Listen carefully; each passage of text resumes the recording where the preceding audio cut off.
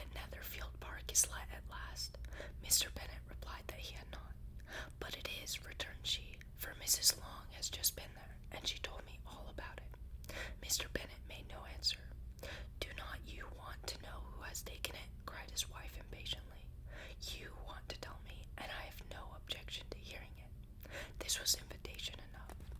"Why, my dear, you must know. Mrs. Long says that Netherfield is taken by a young man of large fortune from the north of England, that he came down on Monday in chaise and four to see the place, and was so much delighted with it that he agreed with Mr. Morris immediately that he is to take possession before Michaelmas, and some of his servants are to be in the house by the end of the next week." "What is his name?" "Bingley." "Is he married or single?" "Oh, single, my dear, to be sure. A single man of large fortune, 4,000 or 5,000 a year. What a fine thing for our girls." "How so? How can it affect them?" "My dear Mr. Bennet," replied his wife, "how can you be so tiresome? You must know that I am thinking of his marrying one of them." "Is that his design in settling here?" "Design? Nonsense! How can you talk so? But it is very likely that he may fall in love with one of them, and therefore you must visit him as soon as he comes." "I see no occasion for that. You and the girls may go, or you may send them by themselves, which perhaps will still be better, for you are as handsome as any of them. Mr. Bingley might like you the best of the party." "My dear, you flatter me. I certainly have had my share of beauty, but I do not pretend to be anything extraordinary now. When a woman has grown up 5 daughters, she ought to give over thinking of her own beauty. In such cases, a woman has not often much beauty to think of. But, my dear, you must indeed go and see Mr. Bingley when he comes into the neighborhood. It is more than I engage for, I assure you. But consider your daughters. Only think what an establishment it would be for one of them. Sir William and Lady Lucas are determined to go, merely on that account, for in general you know they visit no newcomers. Indeed, you must go, for it will be impossible for us to visit him if you do not. You are over scrupulous, surely. I dare say Mr. Bingley will be very glad to see you, and I will send a few lines by you to assure him of my hearty consent to his marry whichever he chooses of the girls, though I must throw in a good word for my little Lizzie. I desire you will do no such thing. Lizzie is not a bit better than the others, and I am sure she is not half as handsome as Jane, nor half as good humor as Lydia. But you are always giving her the preference." "They have none of them much to recommend them," replied he. "They are all silly and ignorant like other girls, but Lizzie has something more of quickness than her sisters." "Mr. Bennet, how can you abuse your own children in such a way? You take delight in vexing me. You have no compassion on my poor nerves.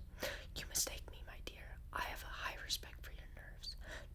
They are my old friends. I have heard you mention them with consideration these 20 years at least. Ah, you do not know what I suffer. But I hope you will get over it, and live to see many young men of 4,000 a year come into the neighborhood. It will be no use to us if 20 such should come, since you will not visit them. Depend upon it, my dear, that when there are 20 I will visit them all." Mr. Bennet was so odd, a mixture of quick parts, sarcastic humor, reserve, and caprice, that the experience of 23 years had been insufficient to make his wife understand his character.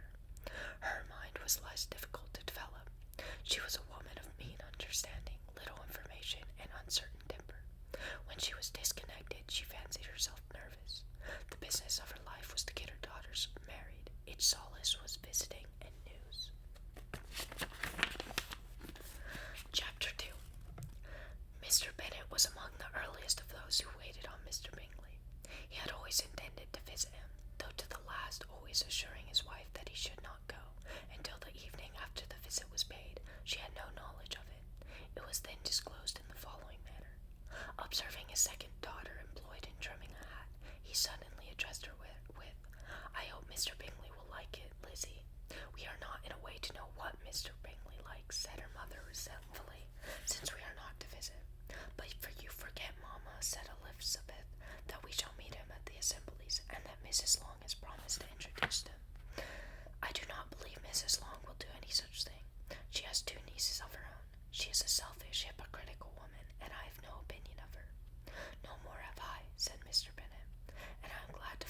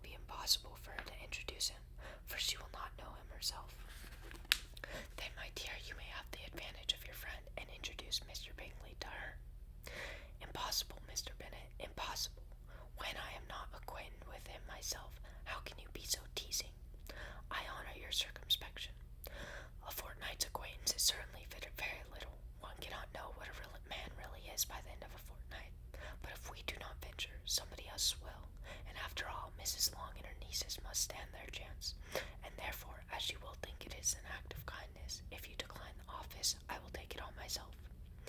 The girls stared at their father. Mrs. Bennet said only, "Nonsense, nonsense." "What can be the meaning of that emphatic exclamation?" cried he. "Do you consider the forms of introduction and the stress that is laid on them as nonsense?" "I cannot quite agree with you there. What say you, Mary? For you are a young lady of deep reflection, I know, and read great books and make great extracts." Mary wished to say something very sensible, but knew not how. "While Mary is adjusting her ideas," he continued, "let us return to Mr. Bingley." "I am sick of Mr. Bingley," cried his wife. "I am sorry to hear that, but why did you not tell me so before?